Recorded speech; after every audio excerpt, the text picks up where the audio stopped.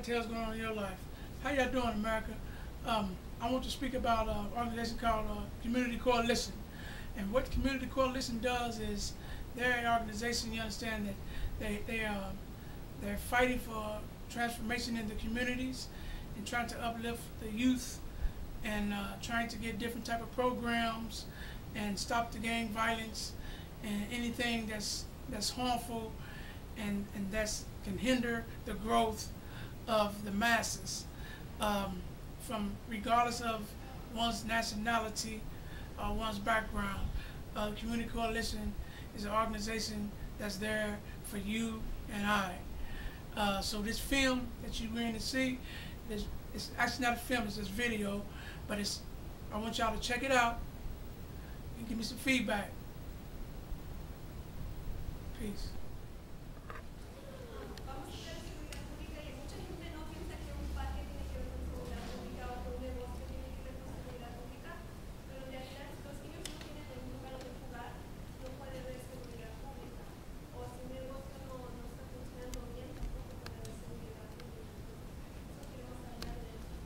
So now what I'm talking about action, what we want to do now is we want to go out into about 3 small breakout groups. And we want to have a conversation.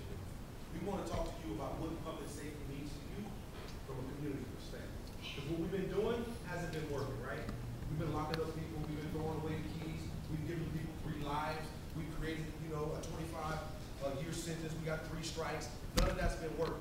So we want to talk to the community about how it should work and what it should look like. Map that out so when we go to our South Los Angeles conference, that we use everything that you're talking about, everything that you mentioned, that we put that in position papers that the Community Coalition uses to take a stance on public safety, and that becomes part of what the Community Coalition is.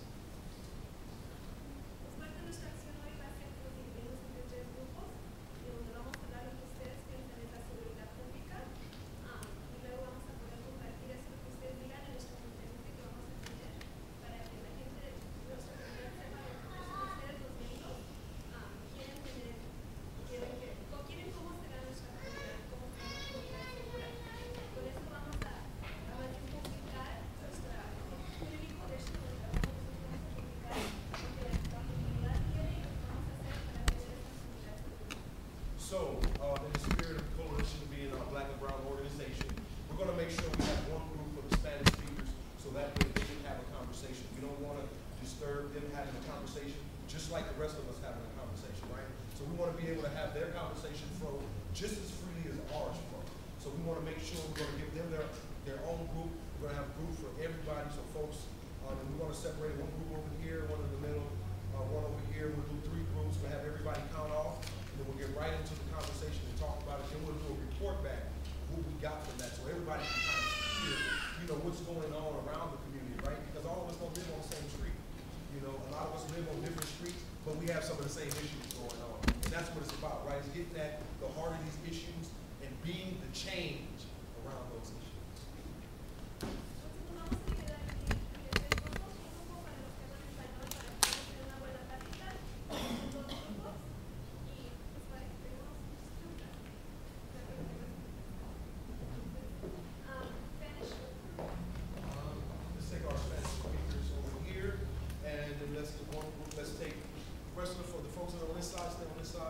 Folks on this side, stay on this side, and then we'll get our strategy.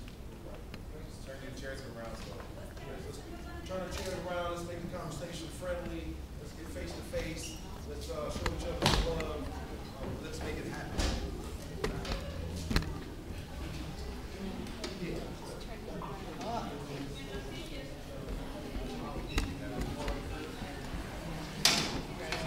So if you're already facing this way, let's put your down a little bit. Face each other.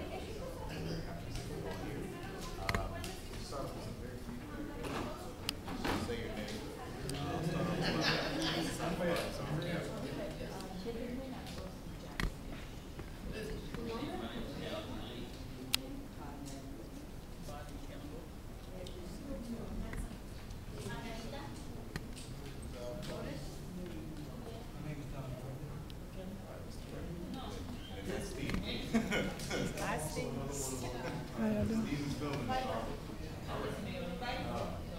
the reasons why we're here tonight, we wanted to have a conversation around, what does public safety, what does a safe community look like for all of you?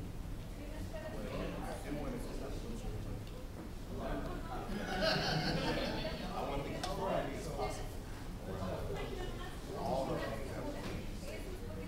Our vision is walking down the street, everything that you see, so because for us, making sure that how you see things, so we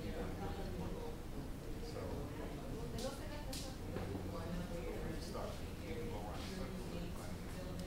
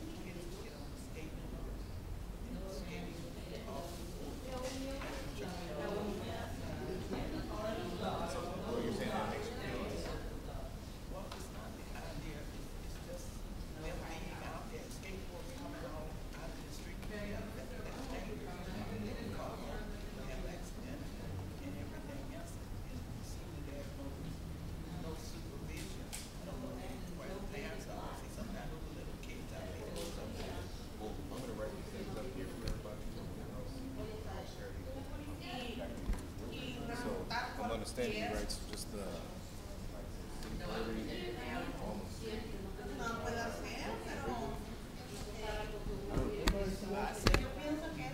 Can everybody see that okay?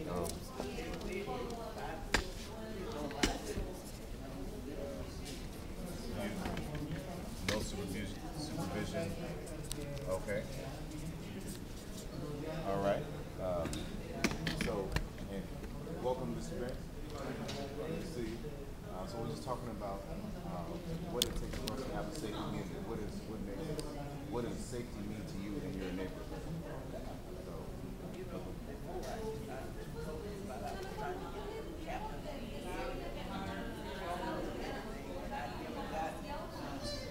I talked to the officers when they crossed two ladies in the car, and I talked to them because a couple of doors down from me, they drugs. Oh wow. So not having drugs in the neighborhood, that makes you feel safe, I'm sure. Yeah, because there's so many different strange people all the time. There's strange cars. You wake up at night and they down there cursing you. I understand. You don't ever know what's gonna happen. So I'm gonna throw up not having drugs. That makes someone feel safe. Not having drugs in the neighborhood. Okay. Other things that make people feel safe. Graffiti, And I'll get you next.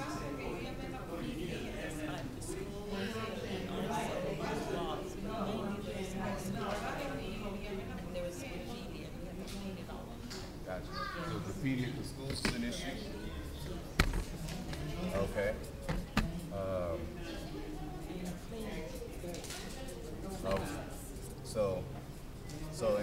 And a clean area would make you feel safe, right? So clean area would make you feel safe. Mr. Lee, what's that?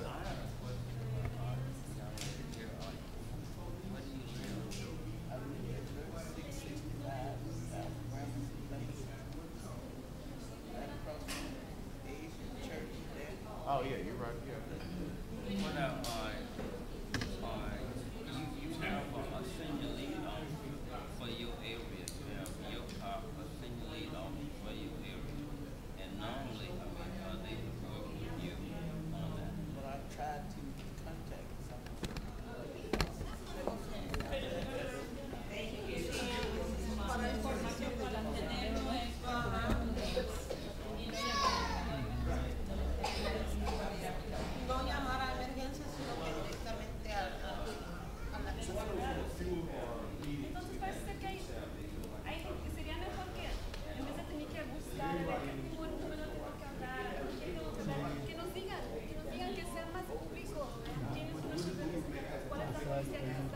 Y que si de veras nos van a responder, como dice la señora, que no, que le dijeron, ¿cómo le dijeron? Que no se puede atender eso.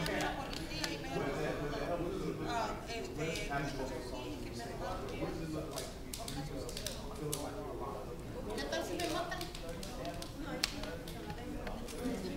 Pero ya por qué. Marcón, cuando matan al 911 sí les ellos a veces piensan que por algo que pueden en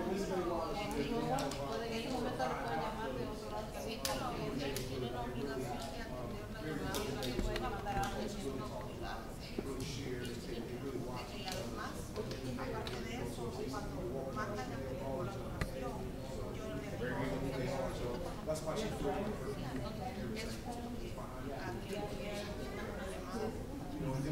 que aquí Es su trabajo de ellos. Yo creo que es su obligación atender a la que les preocupa mucho que la policía no nos hace caso, Sí, exacto. bueno, ustedes están pasando por eso. So, Sí, bueno, yo no he venido a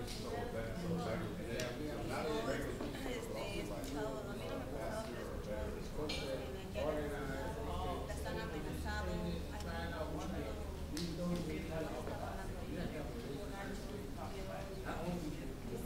ha llamado a la policía y hay una señora ahí anda desesperada y los niños hablaron con unas 4 o 5 veces y la sí, en este caso todo eso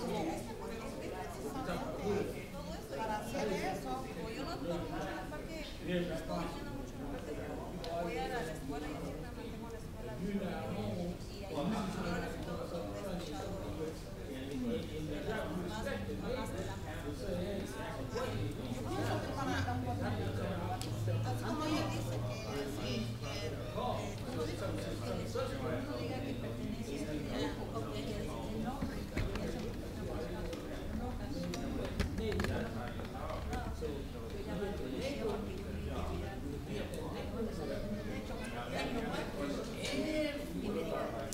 a ver, que no voy a salir cuando salga pública en mí, ¿verdad? Dije, ¿para qué nos sirven otros que tenemos? Pero para poder hacer eso, todo eso, porque es bonito, ¿verdad? Sería bonito, pero para eso tiene que haber mucha voluntad de personas, muchos voluntarios que vengan y que hacer un grupo más grande para que tengamos fuerza. para poder ser representados. No todos piensan. Ajá, por eso yo sé que no hay mucha comunicación con los vecinos, por ejemplo, Lo que pasa es que la vecina necesitamos comunicarnos y saber qué es lo que está pasando. comunicación porque ya me cayó mal. Ay, que la vecina, sí. Mira, no se puede que hubiera esa comunicación con todo el área. Yo pienso que sería bonito, pero como le digo, no podemos porque hay unos que dicen, no, perder el tiempo.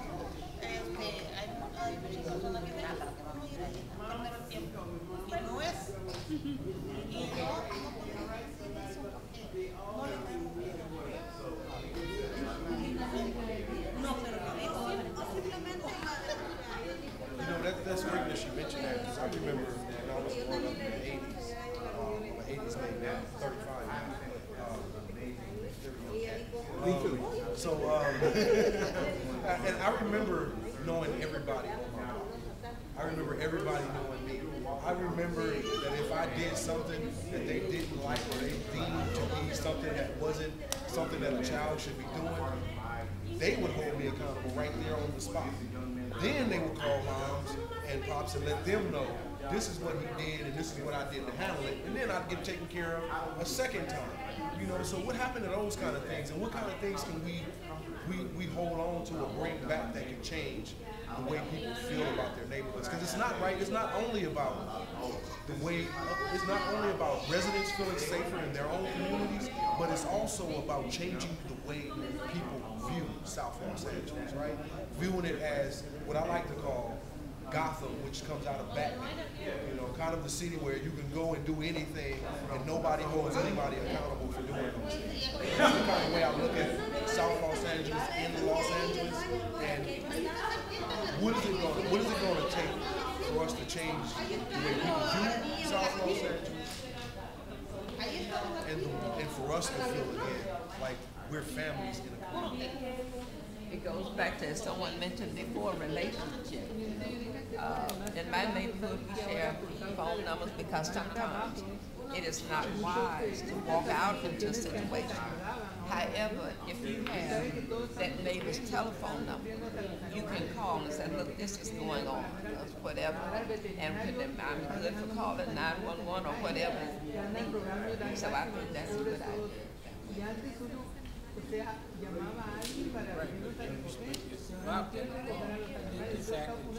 We make it call. That's important.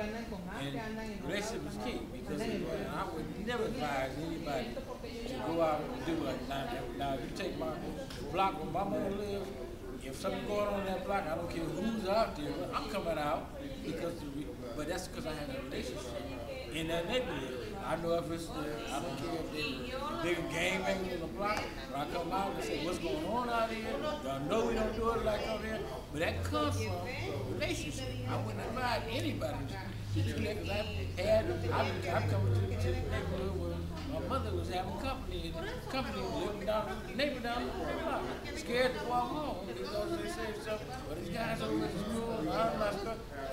Don't worry about it. I go out there,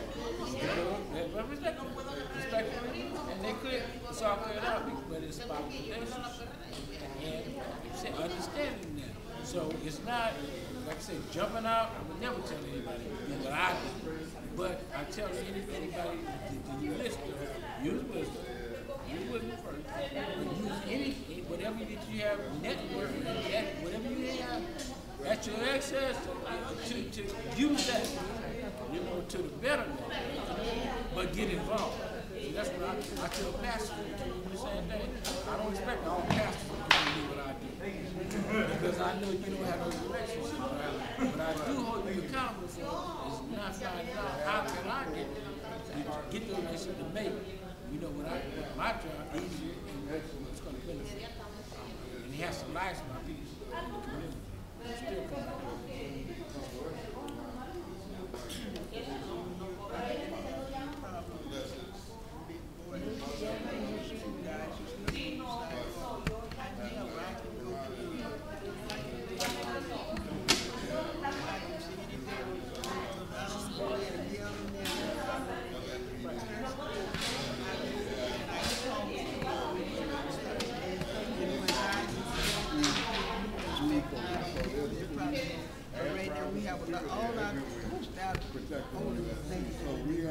They're sick. Most of them are alone like me. They lost their husband or they lost their wives. And we look out for each other. And I read sometimes the president of 83rd Block. There's people all the way from Manchester. And some of them they'll call me, why tell me I don't want to neighbor? I don't see what's going on there. Whether or not they don't want to be involved. But they know if I know something, I'm going to try and get it taken care of. But I talk to people, I talk to them when I don't go there school, I talk to them in a nice way, and they respect me. And if anything happens, and any of those young men see, they'll, Mama, come on, Auntie, what, you all right? Even if the police are, you all right? Or something, you know. So it's a way that you can talk and a way that you can do, that you can sell things without making it worse. And so our neighborhood has changed. You know, you've changed quite a bit, even knowing for quite a while, because I came out, got in This is what it's all about. They was on Broadway. So I I've been missing out. That's what it's all about, because y'all. of my illness. I can't get around like I want to. I don't like missing, but I miss out like for nobody pick me up. But I am anything that is gonna make things better. I want to support it. I want to support it. Anything, and like I tell them, a rock club or whatever, just what it's taking for us to improve this neighborhood and keep it where we feel safe. That's what it's gonna take to keep it there. I'm just listening to what everyone is saying. There's two things to it right now. It's relationships, and you have input. and they both tie it together. Wallace is talking about the past and how bad it was, and how as things change, it got better. But other communities are suffering the same illnesses. And this is where we go. This is where we take what worked and put it in place in other areas. So that, I think let's think of this meeting now, so we can identify these issues and then go forward from there. And I think this is a really great step as we look at the history of what worked and what didn't work. So what are some of the tactics that people use, that block clubs use, folks use in neighborhoods to make sure that their block is safe? What are some of the things that you do maybe in your neighborhood where you live at to make the block safe? Well, yeah, that's There are two of us on my block that are willing to call the you police. have Everyone to else is afraid. keep doing that over and over. The other woman has a 60-year-old daughter. I live alone. And unless the two of us both call the police at the same time to report the same incident, they usually will not respond. If I call or if she calls, they will not respond. We have two landlords who don't care how their tenants get the rent, as long as they pay them something at the beginning of the month. There's a woman who lives in a building next door to me, the same building that the person that I liaise with. She has her children sitting outside on the sidewalk today. Again, they've got a table, they've got an ice chest, they've got chairs. They're out there basically panhandling. Now, I've called the police. They've told me that that's not illegal as long as it's on a residential street. There's no freeway exit or entrance. And this woman, sometimes she's not even home. The children range in ages from 10 to 4, and they're out there. Usually there's no adult present. Well, no, it didn't last long. It didn't last long. Stop. You know, reasonable is not would come out and say, why are you talking like that? Instead of figuring out a way that we as individuals can do it ourselves. Coming together in things like this, isn't that different? We come together in things like this. Last meeting, there were more staff members in the community coalition than there were people. So the whole idea is how do we make this grow? How do we multiply the numbers that we have here, or at least even get those that we have here to come back again? That's a huge question. I mean, we recognize that the powers that be want us to accept perhaps this library and this park over here as being something huge, some monumental goal. But we recognize that. We have to recognize this is not easy. And if they've been doing this to us, I hate to say, as black people, they've been doing this to us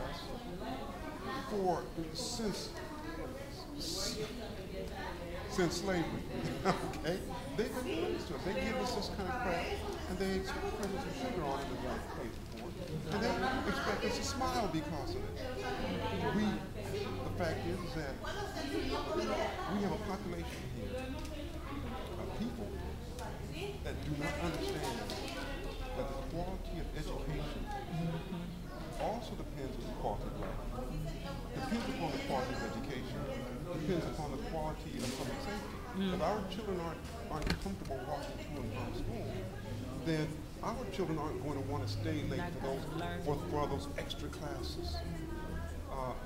Quality of life in these communities also depends upon quality of education. Not only education so that you know how to, so that you're expert at algebra and physics and chemistry. I mean, that's just part of it. But what about that makes you? A young man walked past my house the other day. I live in 50th and West. It's not that much different in the area. Young man walked past and he said, my brother and I were saying, he said, hey, did you hear about what's happened in Egypt? He had no knowledge of what happened in Egypt. No knowledge of what's happening in Wisconsin. No knowledge of what's happening in Tunisia, Yemen.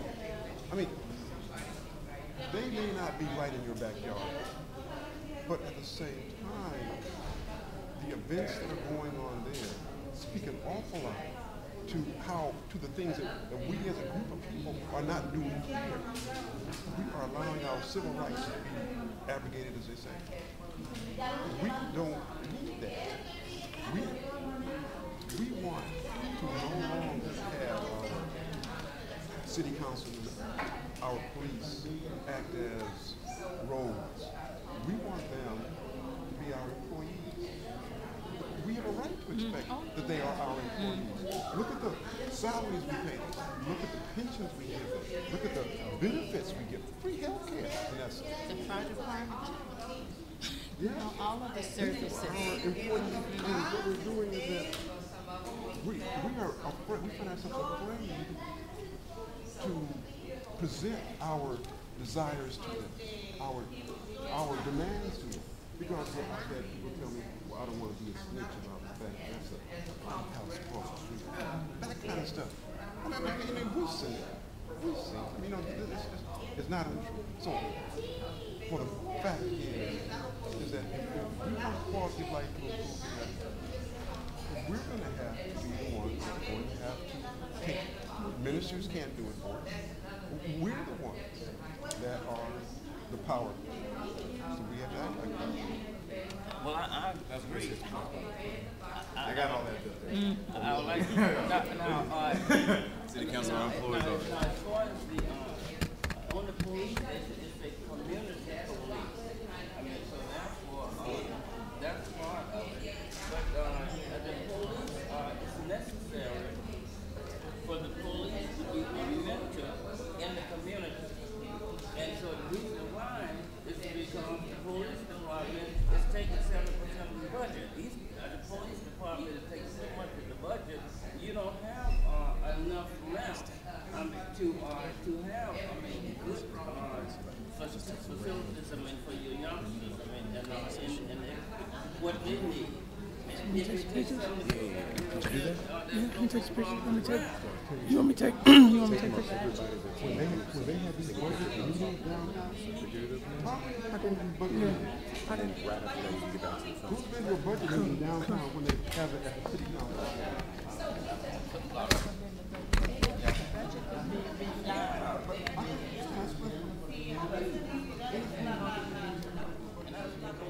Flying down our streets when this is going on, or flying down our streets anyway, because sometimes, kids can just pop out of the street chasing the ball or something. Timely, and I must say that again, timely police response, making a phone call and having them actually come out to serve your community and not, when they're coming down the street, they stop and handle something else and talk to some other people and they never got to your problem. So by the time they get there, it's 3 hours past.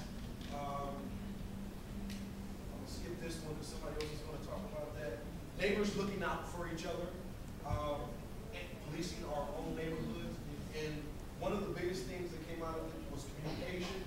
And this last one I want to speak about, I'll let Reverend JJ talk about. And basically we're talking about relationship.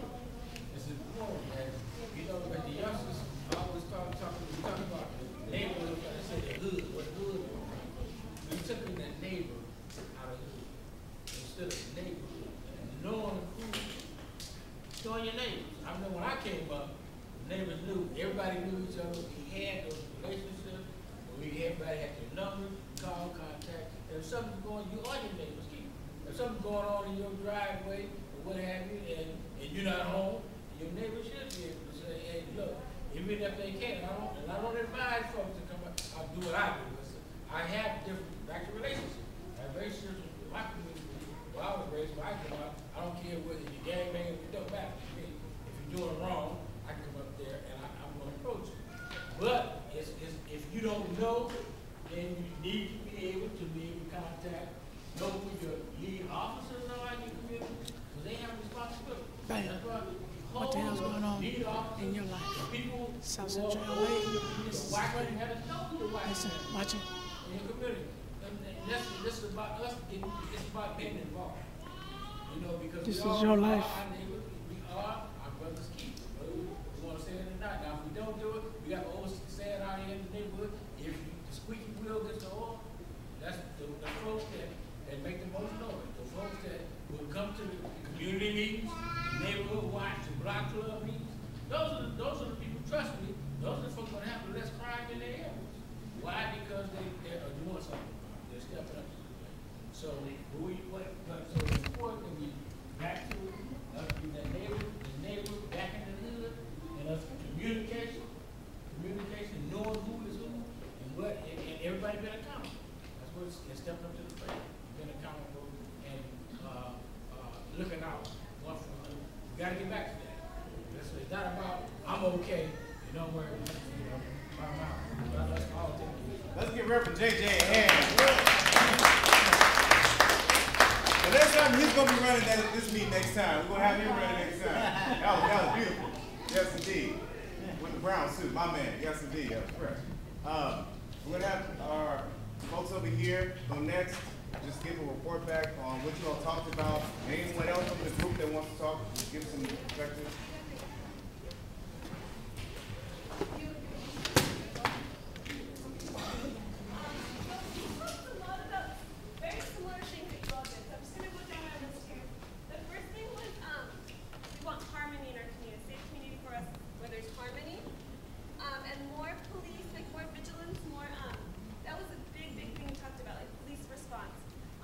Police listening to us, a lot of people had complaints about how, they had not an emergency, but they called the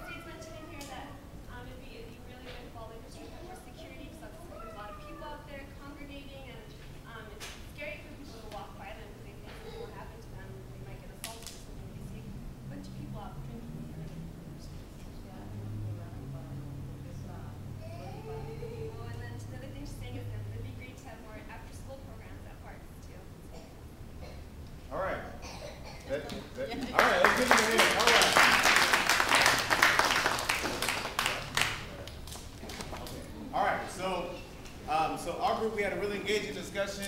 We talked about a number of different things. At first, folks were talking about things that made them feel really unsafe. So some of the youth on a particular block that were like kind of skateboarding outside of a church, you know, not being supervised, that was really a big issue that came up.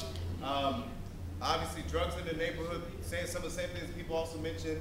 Folks were saying also graffiti at schools will make folks feel unsafe, but will make people feel safe was having a clean area. Folks mentioned having a neighborhood watch in the past. Communication was really, really big. I think that's something that came up in all the groups, communication amongst neighbors. Folks also particularly mentioned, like the other groups mentioned, regular police patrols and having a quicker response time. Also, better relationships with the police. This group talked a lot about having a stronger relationship with the police, right? And then that even leading also to community policing, right? So folks also talked a lot about, I think somebody made a really good point about it being a team effort, in particular that takes the police, it takes the community, the schools, it takes youth and the churches, all of us together to make a safe community.